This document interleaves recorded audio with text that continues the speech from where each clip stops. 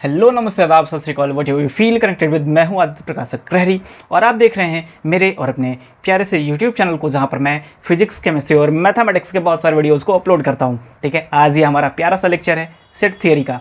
Thumbnail देख करके जान गए होंगे और इसी थंबनेल के जरिए ही आप इस वीडियो में खींचे चले आए हैं, है ना। तो अगर आप इस वीडियो में आए हैं तो पूरे धैर्य के साथ ये पूरा वीडियो देखिएगा, क्योंकि ये वीडियो आपके लिए है। आप किसी भी प्रकार का कोई भी एग्जाम दे रहे हैं, है ना, अगर वहाँ पे सेट थियरी आपसे पूछा जाता है तो ये वीडियो आपके लिए है। ढेरों शुभकामनाएं, आपको सेट थियरी समझ में आ जाने वाला है ना। इस पूरे वीडियो को देखिएगा, इसके बाद एक आध दो पार्ट और आएंगे, उसको आप देखिएगा और उसके बाद मैं कह सकता हूं कि आप 100% क्वेश्चन को अटेम्प्ट करेंगे और उसको सॉल्व करके सही सही आंसर पे ट्रिक करके आ पाएंगे। ठीक है, और इंटर में अगर आप पढ़ रहे हैं तो यानी आपको क्या करना है, थियोरेटिकल है आपका एग्जाम, है ना, मतलब कि डिस्क्रिप्टिव है। ठीक है, तो कैसे क्या करना है, कैसे सॉल्व करना है, सारी चीज़ें बताऊंगा। ठीक है, बस वीडियो को दबा करके लाइक कीजिए और एकदम दबा करके शेयर कीजिए। उसके बाद से मुझे जो एनर्जी मिलेगा उस एनर्जी का उपयोग करके मैं आप सभी के लिए बहुत ही अच्छे अच्छे वीडियोस को बना करके लाऊंगा और अन्य जितने भी टॉपिक्स हैं आपके सिलेबस में वो सारी चीज़ों को क्लियर करके आपको दूंगा। ठीक है, तो स्टार्ट करते हैं बिना किसी बकवास के। तो आइए, यहाँ पे मैंने कुछ चीज़ों को लिखा है, इसको आप पढ़िएगा और उसके बाद से भूल जाइएगा। ठीक है, क्योंकि मैं आपको समझाऊंगा पूरे अच्छे तरीके से। पहले इसको देखते हैं, पढ़ते हैं और आप अपने कॉपी में नोट भी कर लीजिएगा। In mathematics a set is a well defined collection of distinct objects. These objects called element और members can be anything, number, symbols, point in space, है ना, कुछ भी हो सकता है। ठीक, अभी बताऊंगा, परेशान नहीं होना है। ठीक है, set are typically denoted using curly braces, है ना, यानी मजले वाला ब्रैकेट। ठीक है, ज़्यादा दिक्कत की बात नहीं है, इसको केवल पढ़िए, भूल जाइए। ठीक है, क्योंकि मैं हूं ना, मैं आपको समझाऊंगा, सारी चीज़ें समझाऊंगा। ठीक है, और राइटिंग देख करके कोई हंसना नहीं यार, पहली बात। ठीक है, बहुत कूटेंगे। ठीक, अच्छा चलो आओ, चलो इसको देखते हैं, पढ़ते हैं, समझते हैं। अच्छा, होता क्या है कि कोई अगर सेट है यानी समुच्चय, सेट का सेट आप नाम सुन करके ही आप सोच पा रहे होंगे कि किसी चीज़ का सेट, जैसे होता है ना कि आपकी मम्मी या फिर आपकी बहन जो भी होंगी घर में, है ना, जो भी महिलाएं हैं, है ना, वो लोग क्या करते होंगे, अपना एक सेट तैयार करते होंगे, है ना, कि गहनों का सेट है ना, कहते होंगे कि ये मेरे चूड़ियों का सेट है, ये गहनों का सेट है ना, ऐसे कहते होंगे। उसमें होता क्या है, उसमें होता कुछ नहीं है, बस अलग अलग तरह के चूड़ी होते हैं, रखे रहते हैं बना करके, कंगनों का सेट, है ना, बना करके रखे, तो उसी को कहते हैं कि सेट है ना, यानी उसमें सारे चूड़ी ही होंगे, उनके कंगन नहीं होंगे, है ना। एक तरफ गहनों का रहता है, तो गहने में क्या रहता है, कभी कहीं कुछ है, कोई कुछ है ना, कोई सोने का है, कोई किसी चीज़ का है, कोई किसी चीज़ का है, और उसको एक जगह एकत्रित करके रखा गया है। और उसको आपकी मम्मी क्या कहती है, आपकी बहन क्या कहती है, आपकी बहन कहती है कि भाई ये सेट है। ठीक है, किसका सेट है, गहनों का सेट है। समझ पा रहे हो, नहीं समझ में आया, कोई दिक्कत नहीं है, मैं आपको बताता हूँ ना। देखो, कहीं भी अगर किसी भी तरह का कोई भी अगर एक समूह आपको दिख जाए, ठीक है, तो वो समुच्चय है, लेकिन होगा कब, इसमें भी एक चीज़ है ना, कि कब आप उसको समुच्चय कह सकते हैं, यानी कब आप उसको सेट कह सकते हैं, कब। अच्छा, मान लीजिए अगर आप अपने कॉलेज में जा रहे हैं, स्कूल में जा रहे हैं, वहाँ पे क्या है कि टीचर्स हैं, स्टूडेंट है, सर्वेंट का भी एक है ना, सर्वेंट भी तो काम करते हैं, तो क्या वहाँ पे ये एक समुच्चय बन पाएगा, नहीं बन पाएगा भाई, नहीं बन पाएगा, क्योंकि उसमें अलग अलग लोग हैं, है ना, टीचर्स हैं, स्टूडेंट भी आ गया है, उसी में सर्वेंट भी आ गए हैं। लेकिन अगर आप देखें कि किसी एक क्लास में जब वहाँ पे टीचर पढ़ाने नहीं गया है, ठीक है, उस समय क्या है, उस क्लास में केवल छात्र हैं यानी स्टूडेंट है ना, तो वहाँ पे क्या है, केवल एक स्टूडेंट का समूह है। ठीक है, जब एक वेल डिफाइंड आपके पास कलेक्शन आ जाए, एक वेल डिफाइंड यानी आपको पता हो कि वहां पे केवल छात्र हैं, उनके अलावा बाकी कुछ नहीं है। ठीक है, या फिर आप मान करके चलिए कि आप चले गए स्टाफ रूम में, आप चले गए, वहां पे क्या होगा, वहां पे सभी टीचर्स बैठे होंगे, है ना, वहां पे भी आपको पता है कि एक वेल डिफाइंड कलेक्शन है, टीचरों का कलेक्शन है। ठीक है, वहां पे आपको पता है कि टीचर के अलावा बाकी कोई कुछ नहीं है ना, वहां पे छात्र तो जाएगा नहीं, सर्वेंट तो भाई अपना चाय पानी देकर के बाहर निकल गया, तो उसमें बचा कौन, केवल टीचर ही तो बचा, है ना। और टीचर बचा है तो आपको पता है कि केवल वहां पे टीचर है, तो वो क्या है, एक वेल डिफाइंड कलेक्शन है। अगर आपके पास कहीं भी वेल डिफाइंड अगर कलेक्शन मिल जाए तो उसी को आप क्या कहेंगे, उसको आप कहेंगे सेट कहेंगे। ठीक है, जैसे मान लीजिए कुत्तों का समूह, है ना, कुत्तों का समूह, बिल्लियों का समूह, है ना, कुत्तों के समूह में केवल कुत्ते ही रहेंगे, तभी वो सेट कहलाएगा। लेकिन अगर आप कुत्ते के समूह में किसी बिल्ली को ला दिए, किसी बंदर को ला दिए, या फिर किसी अन्य जानवर को ला दिए, तो वो सेट नहीं कहलाएगा। क्यों नहीं कहलाएगा, क्योंकि वो वेल डिफाइंड कलेक्शन नहीं रह गया है। अगर आप कहेंगे कि कुत्तों का समूह है, तब तक उसी में से एक बिल्ली कहेगी म्याऊं, है ना, कहेगी कि नहीं कहेगी, कहेगी कि भैया हम भी यहीं पे हैं और तुम हमको कुत्ता बना दिए। बताओ गलत कर रहे हो कि नहीं, है ना। तो अगर आप एकदम सही काम कर रहे हैं, है ना, किसी कुत्ते को कह रहे हैं कि वो कुत्ता है, किसी बिल्ली को कह रहे हैं कि बिल्ली है ना, और उसका एक कलेक्शन है, तो उसको आप कह दे रहे हैं कि ये समुच्चय है, तो बहुत अच्छी बात है। ठीक है, जैसे पेड़ों का समूह, है ना, पेड़ का समूह। अच्छा, मैं जहाँ पढ़ाने जाता हूँ जिस कॉलेज में, वहाँ पे मेरे कॉलेज के बगल से एक नहर जाती है। ठीक है, तो होता क्या है कि मैं जब कॉलेज में भी ये समुच्चय चैप्टर है BCA के बच्चों को पढ़ा रहा था, है ना, तो उस समय क्या है कि उस कॉलेज के बगल में जो नहर है, उस नहर में क्या है कि बहुत सारे भैंस नहा रहे थे, ठीक है। तो मैंने उन सबसे कहा कि देखो वो क्या है, तो वो सब कहा कि भैंस है। मैंने कहा नहीं वो सेट है। उन सब ने कहा कैसे? मैंने कहा कि देखो यार वहाँ पे केवल भैंस नहा रहे हैं, है ना, केवल भैंस नहा रहे हैं, तो क्या है, भैंसों का एक समूह है, और भैंसों का समूह है तो भाई वो क्या है, सेट है, समुच्चय है। अब क्लियर हुआ? ठीक है। अच्छा, तो सर आप पूछेंगे कि सर आप ये बताइए कि क्या केवल किसी चीज़ का कलेक्शन अगर हमारे पास आ गया है तो क्या वो समुच्चय है? नहीं, उसके साथ साथ और भी कुछ चीज़ें होनी चाहिए, ठीक है। देखो धीरे धीरे आगे बढ़ रहे हैं, ठीक है। अच्छा, होना क्या चाहिए कि मान लीजिए अगर आपके पास भैंसों का समूह है तो आपके पास अलग अलग भैंसें होने चाहिए, ठीक है। मान लीजिए भैंसें हैं, ठीक है, एक ये भैंस हो गया, एक ये भैंस हो गया। बनाने नहीं आता है, ठीक है, आर्ट बहुत ख़राब है, हंसना नहीं बाबू, ठीक है, बहुत मारेंगे, बहुत मारेंगे, इतना कूटेंगे ना, डर गया क्या? अच्छा चलो नहीं मारेंगे, ठीक है। अच्छा, यहाँ पे क्या लिखा है, set are typically denoted using curly braces, है ना, यानी आपको कर्ली ब्रैकेट में इसको रखना ही होगा। अगर आप कर्ली ब्रैकेट में इन भैंसों को नहीं रखते हैं तो ये क्या कहलाएगा, सेट नहीं कहलाएगा। तब तक नहीं कहलाएगा जब तक आप इसको कर्ली ब्रैकेट में ना रख दे मेरे बचवा। समझे कि नहीं समझे? समझे ना, चलो ठीक है। अच्छा, उसके बाद और क्या करना होगा, इसको कॉमा से सेपरेट करना होगा, है ना। अगर आपने इसको कॉमा से सेपरेट नहीं किया है तो ये समुच्चय नहीं कहलाएगा, ठीक है। एकदम बेसिक से पढ़ा रहा हूँ बाबू, है ना। अगर आपको यहाँ से अगर नहीं समझ में आ रहा ना तो एक बार पीछे कीजिएगा फिर उसको सुनिएगा, ठीक है, क्योंकि एकदम बेसिक से बहुत आपको समय दे रहा हूँ इस चीज़ में, ठीक है, ताकि हर एक बच्चे को समझ में आए कि ये सेट क्या होता है। क्योंकि सेट बहुत ईजी चैप्टर होता है और ये हमारे एग्जाम्स में बढ़िया नंबर में पूछ देता है ना। और अगर ये ईजी चीज़ अगर आप नहीं कर पाएंगे तो बताइए टफ चीज़ों में तो आपको और दिक्कत होगा, है ना। तो सबसे पहले ईजी चीज़ों को गेन करने का प्रयास कीजिए, टफ चीज़ें अपने आप आ जाएंगी धीरे धीरे, ठीक है। तो समझ में आया कि अगर किसी कर्ली ब्रैकेट में, किसी कर्ली ब्रैकेट के अंदर कुछ एलिमेंट्स हैं, ये, है ना, और वो वेल डिफाइंड हो कि वो या तो स्टूडेंट्स हो, या तो वो टीचरों का समूह हो, या तो वो भैंसों का समूह हो, या तो वो कुत्तों का समूह हो, या तो वो बिल्लियों का समूह हो, ठीक है, या तो वो नंबरों का समूह हो, है ना, या फिर अल्फाबेट का समूह हो, तो ही वो समुच्चय कहलाएगा। और वो भी कहलाएगा कब, जब उसमें एक कॉमा से सेपरेटेड हो, है ना। जितने भी एलिमेंट है वो क्या हो, कॉमा से सेपरेटेड हो, ठीक है। अच्छा चलिए, ये तो ठीक है। अभी आप लोग थोड़ा सा कंफ्यूज होंगे कि सर जी आप जरा एक बार हमको समुच्चय बना करके दिखाइए वास्तविक तौर पे कि हम आखिर में एग्जाम में इसको करेंगे कैसे, सॉल्व कैसे करेंगे, पढ़ेंगे कैसे, है ना, आखिर में कैसे हम उसको रिप्रेजेंट करेंगे अपने कॉपी पे पेन से, है ना। तो चलिए ठीक है, करके दिखाते हैं। तब तक इसको आप नोट कीजिए और शांति से बैठे रहो, है ना, कोई दिक्कत नहीं है। मैं हूँ ना, अगर मैं हूँ तो मेरे ऊपर सारी चीज़ें छोड़ दो यार, मैं सारी चीज़ें आपकी सारी दुखों को, सारे दिक्कतों को हर लूँगा यार, है ना। बस क्या करना है आपको, लाइक करना है और इस वीडियो को शेयर करना है और अपने हर एक दोस्तों तक पहुंचाना है, ताकि इस वीडियो को हर एक वो छात्र देख सके जिसको इसकी ज़रूरत है, ठीक है। चलो आगे बढ़ते हैं।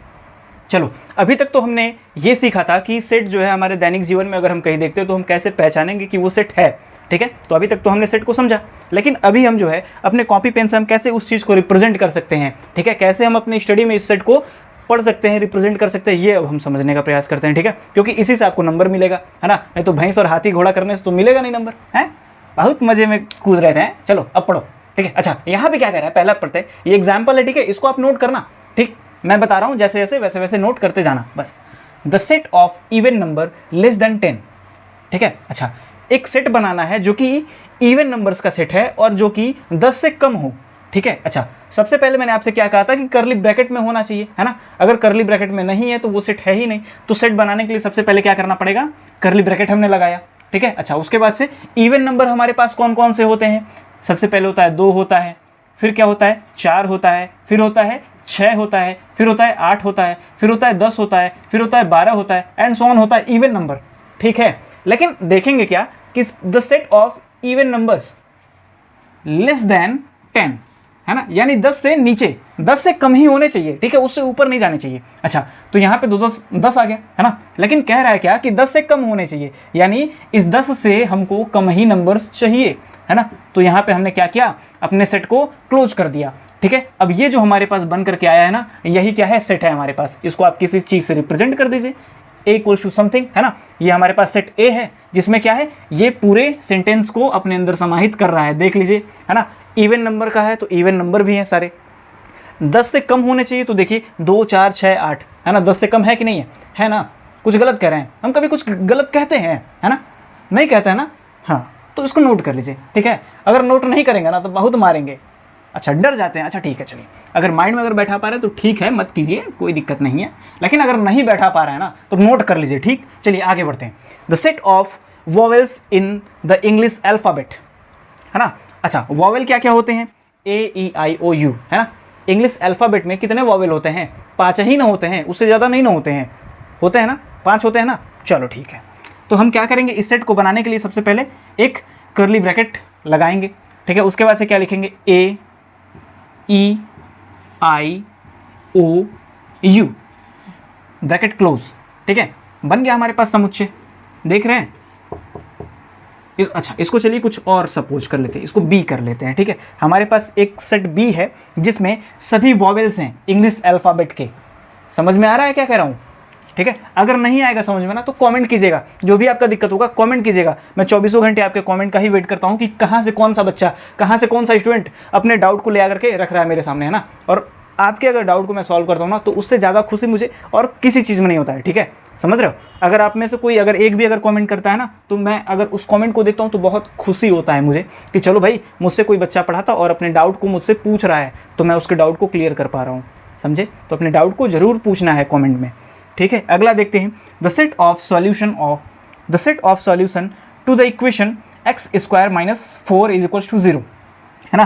क्या कह रहा है, the set of solution to the equation x² - 4 = 0, है ना। आपसे क्या कह रहा है कि इस इक्वेशन का जो सॉल्यूशन है ना, जो सॉल्यूशन है उसका हमको सेट चाहिए। अच्छा सबसे पहले इसको सॉल्व करते हैं इस इक्वेशन को।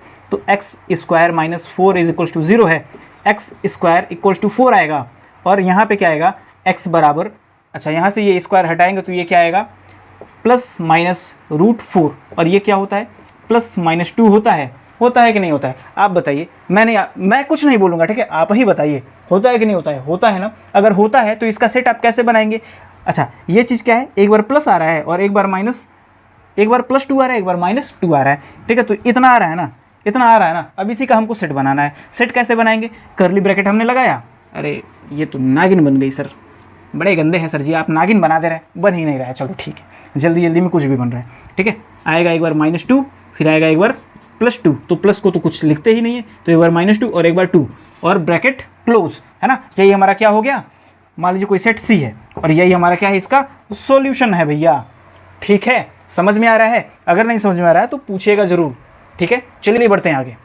अच्छा अभी तक हमने क्या पढ़ा, सेट पढ़ा, है ना, यानी समुच्चय पढ़ा। अब हम पढ़ेंगे क्या कि इस सेट को हम कैसे कैसे रिप्रेजेंट कर सकते हैं, उनके क्या तरीके हैं, ठीक है। तो हमारे पास सबसे मेन तरीके क्या हैं, 3, है ना। ये रोस्टर फॉर्म है, सेट बिल्डर फॉर्म है और डिस्क्रिप्टिव फॉर्म है, ठीक है। आपके जो भी आपको पढ़ाया गया है या फिर आपके सिलेबस में जो भी चीज़ें हैं उसमें आपको केवल यही दोनों दिखेंगे, है ना। ये वाला नहीं दिखता है बेसिकली, लेकिन मैं ये भी आपको बता देता हूँ, ठीक है। तो कंफ्यूज नहीं होना है कि मैंने तो 2 ही पढ़ा था, है ना, किताब में 2 ही दिया, आपने 3 कैसे बता दिया, है ना। तो उससे कंफ्यूज नहीं होना है। 3 तरीके होते हैं इसके, ठीक है। पहला क्या है, रोस्टर या फिर टेबुलर फॉर्म, ठीक है। अच्छा उसके बाद होता है सेट बिल्डर फॉर्म या फिर सेट बिल्डर नोटेशन। उसके बाद होता है डिस्क्रिप्टिव वर्बल मेथड, है ना। या तो आपको डिस्क्रिप्टिव मेथड दिख जाएगा या तो आपको वर्बल मेथड दिख जाएगा, है ना। इसमें क्या होता है, अच्छा सबसे पहले हम नीचे से स्टार्ट करते हैं पढ़ना, ठीक है। अच्छा आप क्या करते हैं, किसी भी वीडियो को अगर देखना होता है ना, किसी चैनल पे जाते हैं आप, किसी वीडियो को अगर आपको देखना होता है तो आप क्या करते हैं, सबसे पहले उसका डिस्क्रिप्शन आप देखते हैं कि उस वीडियो में क्या क्या बताया गया है ना। तो किसी भी चैनल के विषय में, किसी भी वीडियो के विषय में अगर आपको जानना होता है बिना उसको देखे, तो आप क्या करते हैं, उसका डिस्क्रिप्शन देखते हैं ना। तो डिस्क्रिप्शन आप जैसे ही उसका देखते हैं आपको उसके विषय में सारी चीज़ें पता चल जाती हैं। अच्छा तो होता क्या है कि डिस्क्रिप्टिव मेथड ये भी उसी तरह से है ना, ये किसी सेट के विषय में बताता है ना, डिस्क्राइब करता है अच्छे से। जैसे डिस्क्रिप्शन में डिस्क्राइब किया हुआ होता है कि मैंने इस वीडियो में ये चीज़ें बताई हैं, है ना, उसी तरह से इस फॉर्म में भी क्या होता है, एक सेट के विषय में बताया गया होता है कि जो है कि ये सेट जो है वो इवन नंबर है और <10 है। इसको क्या करते हैं, एक सेंटेंस के माध्यम से लिख करके हमारे सामने रख दिया जाता है, ठीक है। अगर इस तरह से अगर कोई समुच्चय आपके पास अगर दिख जाए, है ना, जिसमें आपको सेंटेंस के माध्यम से बताया जा रहा हो कि ये इवन नंबर्स का एक सेट है ना, समुच्चय है, जिसमें जो है कि ये इवन नंबर हमेशा 10 से कम होगा, है ना, तो ऐसे समुच्चय ऐसे सेट को आपको बनाना होगा, है ना। उस कंडीशन में आप क्या करेंगे बताऊंगा अभी, ठीक है। अभी आप केवल इतना जानिए कि आपको अगर लिख करके अगर कुछ बताया जा रहा है कि ये सेट है और इसमें ये चीज़ें हैं, अगर ये आपको लिख करके एक सेंटेंस के माध्यम से अगर बताया जा रहा है तो वो कहलाएगा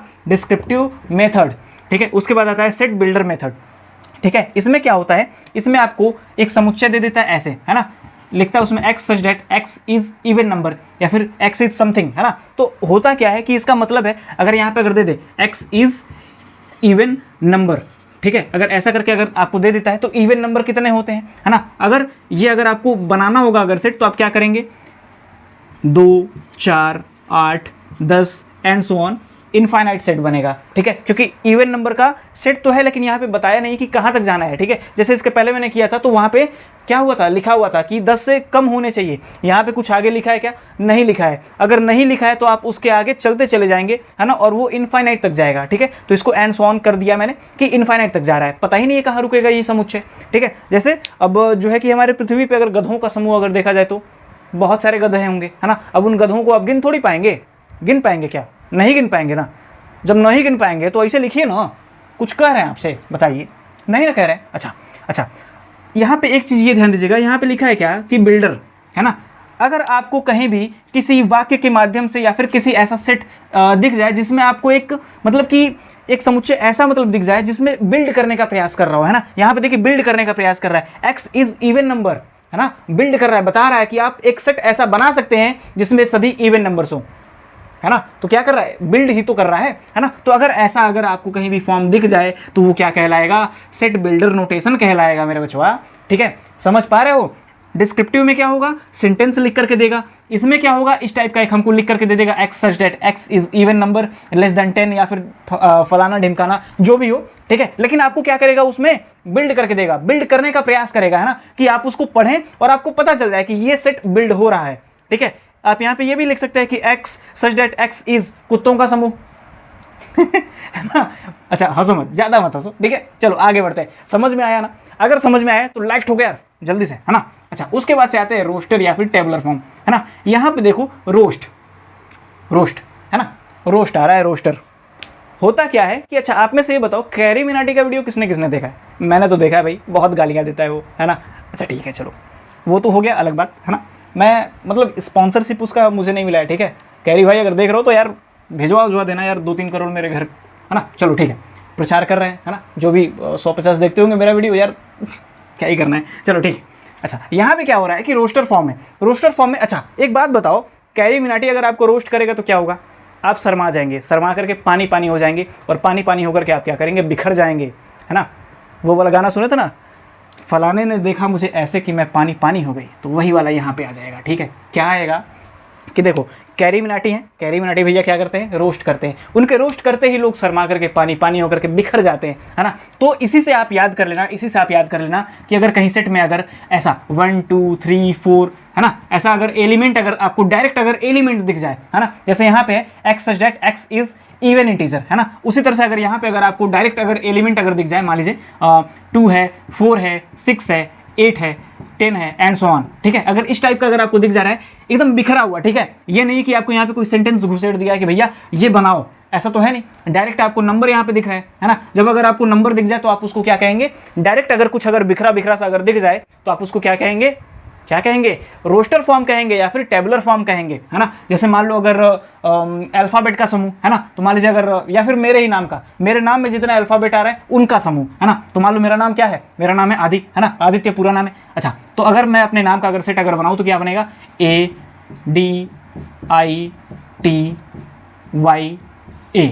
है ना, ये हो जाएगा। अच्छा एक चीज़ ये भी ध्यान देना कि यहाँ पे ये 1-2 बार नहीं आएगा, अगर 2 बार आ गया तो उसको हटा देना, ठीक है, तभी सेट बनेगा। अगर नहीं हटाए तो यह नंबर कटेगा, समझे। चलो अच्छा मैं अगर अपने नाम का अगर सेट अगर बनाता हूँ तो मेरे नाम में कितने अक्षर है, 6 अक्षर है ना, लेकिन यहाँ पे 5 लिखे हैं, क्यों, क्योंकि मेरे नाम में A 2 बार आ रहा था, 2 बार आ रहा था ना, तो एक को मैंने हटा दिया, क्यों, क्योंकि अगर 2 A अगर मैं यहाँ पे रखता हूँ तो वो सेट के अंदर नहीं आएगा, ठीक है। किसी सेट में हमेशा मैंने आपको बताया था कि डिस्टिंक्ट एलिमेंट होने चाहिए, है ना, वो एक दूसरे से भिन्न होने चाहिए। सेम अगर एलिमेंट आ गया है तो उसको एक ही में करना है, ठीक है। यानी अगर मान लो किसी सेट में अगर यहाँ पे ये 2 है, फिर से 2 अगर मैंने लिख दिया तो ये सेट नहीं होगा। इस 1-2 को यहाँ से हमको क्या करना पड़ेगा, हटाना पड़ेगा, तभी ये सेट कहलाएगा, नहीं तो नंबर कटेगा और भर भर करके नंबर कटेगा, ठीक है। इतना कटेगा कि अगर 10 नंबर का क्वेश्चन है, 10 का तो पूछेगा नहीं, अगर 4 नंबर का अगर क्वेश्चन है तो आपको 0 नंबर देकर ही जाएगा। समझ रहे हो, समझ रहे हो कि नहीं समझ रहे हो, और नहीं समझ रहे हो तो नंबर कटेगा तो फिर समझ जाओगे, ठीक है। तो ऐसा काम ही क्यों करना है जिससे नंबर कट जाए और दिक्कत हो, समझ रहे हो कि नहीं, इतनी चीज़ें क्लियर हैं। आगे बढ़ें? अच्छा ठीक है।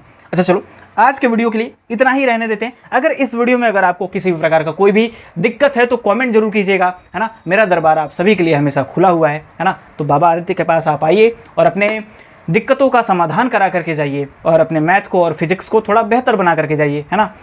चलिए इसी के साथ मिलते हैं अगले एपिसोड में। तब तक के लिए नमस्कार, टाटा, बाय बाय।